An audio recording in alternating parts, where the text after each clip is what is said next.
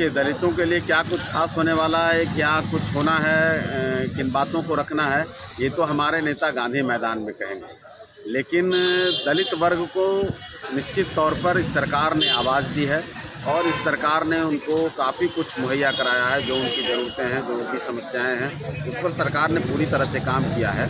तो उन बातों की चर्चा भी होगी और कहाँ कुछ छूट रहा है, कहाँ कोई दिक्कत है, कहाँ पर क्या समस्याएं हैं, कहाँ विपक्ष उन्हें गुमराह करने की कोशिश कर रहा है। जो विपक्ष लगातार केवल उनको वोट बैंक के तौर पे इस्तेमाल करता है और उनके लिए जब कभी कुछ बारी आती है तो उनको कुछ देने का काम नहीं करता है। तो वैसे लोगों को हम लोग वहाँ पर नंगा भी करेंगे।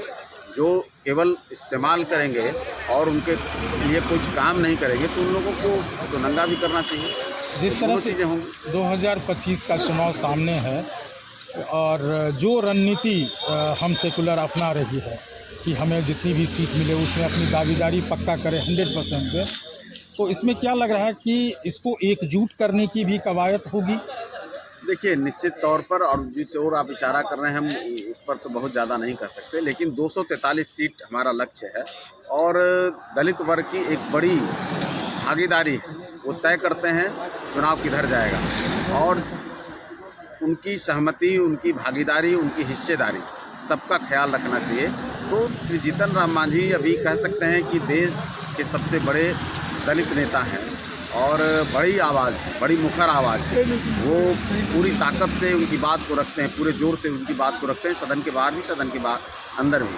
तो ऐसे नेता के सदारत में ये बड़ा कार्यक्रम हो रहा है और मुझे लगता है कि ये इससे बड़ा समागम पहले कभी दलित वर्ग का नहीं हुआ होगा।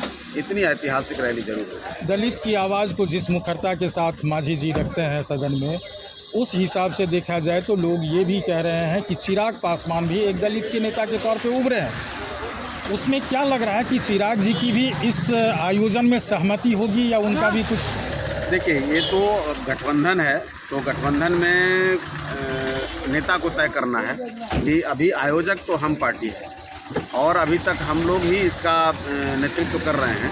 आने वाले समय में अब 1-2 दिनों में हमारे नेता, चूँकि जीतन राम मांझी जी लगातार पटना से बाहर हैं, सेशन चल रहा है, वो उसमें थे और इधर फिर कल वो कुंभ स्नान भी किए हैं प्रयागराज में, आपने देखा होगा। आज वो दिल्ली में मुख्यमंत्री के शपथ ग्रहण समारोह में हैं। तो आज रात में या कल तक उनका आगमन पटना में होगा। उसके बाद हमारे राष्ट्रीय अध्यक्ष दोनों मिलकर के तय करेंगे जिनको भी बुलाना होगा और अगर आएंगे तो गठबंधन के सारे लोग आएंगे, क्यों नहीं आएंगे।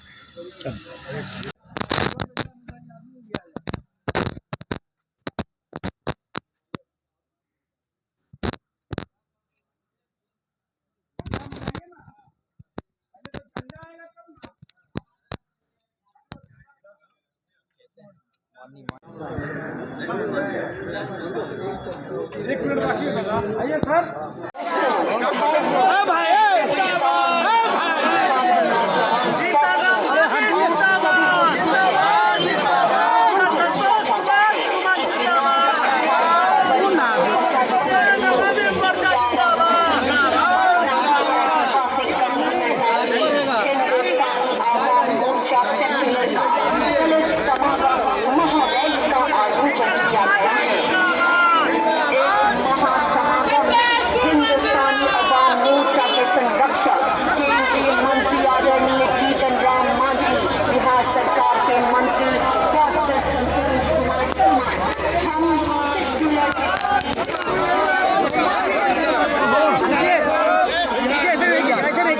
आराम से चल, आप निकलिए ना बाजी,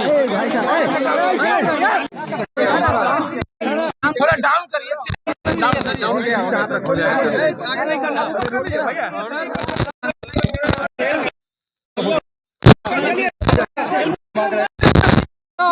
भैया। सर सीढ़ी पर चलिए, सर सीढ़ी पर चलिए। बिहार के सभी जिलों से, पूरे बिहार से और हमारे कार्यकर्ता जा रहे हैं दलित समागम। उसी कड़ी में आज हमने एक रथ रवाना किया है पटना जिला में, और ऐसे अभी बहुत सारे रथ पटना जिला में भी होंगे। पूरे प्रदेश में हम लोग रथ को रवाना कर रहे हैं, और दूसरे जिले में हमारे प्रखंड अध्यक्ष हैं, क्या जिला अध्यक्ष हैं, और भी नेता हैं जो झंडी दिखा करके आज से लेकर के 27 तारीख तक पूरे प्रचार प्रसार करेंगे। और हमको आशा है कि ज़्यादा संख्या में लोग आएंगे ताकि हमारी बात को लोग सुने, हम उनकी बात को सुने, उसके बाद हम लोग एक निर्णय पर पहुँचें और आने वाले समय के लिए हमारे पार्टी के लिए, हमारे संगठन के लिए और बेहतर हो, एनडीए की सरकार को हम और मजबूत कर सकें। इसलिए हम अपने भाइयों को, अपने कार्यकर्ताओं को, दलित भाइयों को और सभी लोगों को मैं गांधी मैदान में बुलाए हैं। इसी सिलसिले में आज रथ निकला है। कितने लोगों की भीड़ जमा हो जाएगी संतोष जी, क्योंकि लगातार जनाधार बढ़ते जा रहा है हम पार्टी? देखिए, उसका आकलन करना मुश्किल है, लेकिन इतना ही कहेंगे कि जो उत्साह लोगों में है एनडीए के प्रति और हम पार्टी के प्रति, हम समझते हैं कि लाख से ऊपर भीड़ पटना के गांधी मैदान में उस दिन नजर आएगी। संतोष सुमन जी, इस बार सीट की संख्या भी बढ़ेगी क्योंकि लगातार जनाधार बढ़ते जा रहा है, ये बातें भी उठ रही हैं कि जो आप लोग लगातार जीतते जा रहे हैं, जितनी सीट मिल रही है उतनी उस जीत 100% ये कहा जा सकता है। देखिए वो सब बात की बातें हैं, सीटों पर चर्चा अभी कुछ नहीं हो रहा है। हम लोग अपना कार्यक्रम कर रहे हैं और कार्यक्रम मजबूती के साथ कर रहे हैं, और भी निरंतर हम कार्यक्रम करते रहेंगे। हमारा प्रयास है कि हम लोग बिहार में एनडीए को मजबूत करें, हम पार्टी भी उसमें साथ हो, और हर सीट पर 243 सीट पर हम के कार्यकर्ता अपने सहयोगियों को एनडीए को जिताने में, एनडीए के जिताने में काम करें, इसका प्रयास हम लोग। मंत्री संख्या बढ़ने के नेता जो है वो आपस में उलझे हुए हैं। बात किया जाए संजीव, वो चिराग पासवान गुट, दोनों में तू में बढ़ गई है ज्यादा। देखिए, एक छोटा सा विवाद है, आपसी विवाद को, व्यक्तिगत विवाद को आप पार्टी से और एनडीए से नहीं तुलना कीजिए। आप सबको पता ही है कि क्या कारण है, किस बात की लड़ाई हो रही है। कैमरे पर घेरा है, नीचे कीजिए। क्या किसी के दबाव में ऐसी बातें बोली जा रही है? नहीं, उनका आपसी मामला है, व्यक्तिगत मामला, इससे एनडीए को कुछ लेना देना। रेखा गुप्ता को मुख्यमंत्री दिल्ली बनाया गया है, क्या महिला मुख्यमंत्री को दिया गया है? निश्चित तौर पर माननीय प्रधानमंत्री जी को आपके माध्यम से धन्यवाद देता हूं कि उन्होंने एक ऐतिहासिक फैसला लेते हुए एक महिला को, दिल्ली की बेटी को, जिनको अनुभव है, संघ से जुड़ी हुई हैं, एक ऐसा नेतृत्व दिल्ली में प्रदान करने की कोशिश की है जो आने वाला समय में पूरे प्रदेश में नहीं पूरे देश में ही इसके लिए एक मिसाल कायम होगा। और सभी लोगों को सोचना पड़ेगा कि हमको महिलाओं को भी आगे बढ़ाना। बिहार में कह रहे हैं कि नीतीश कुमार अनुपयोगी हो गए हैं, 15 साल में गाड़ी भी खराब हो जाती है, अनफिट हो जाती है। ये सरकार 20 साल से ऊपर चल चुकी है। देखिए, तेजस्वी यादव जी ज़्यादा बेचैन है, बेचैनी है कि हम सीएम बन जाए, लेकिन कोई बेचैन सोचने से कोई सीएम नहीं बनता है। उनको मेहनत करना होगा, उनको जनता के बीच में रहना होगा, जनता का विश्वास जीतना होगा। जनता का विश्वास एनडीए के साथ है, इसलिए तेजस्वी यादव जी अभी सोचें, बोलते रहें, बोलने दीजिए, उससे कोई फर्क नहीं पड़ता। अभी 10-15 साल तक उनका कोई स्थान बिहार में। धन्यवाद।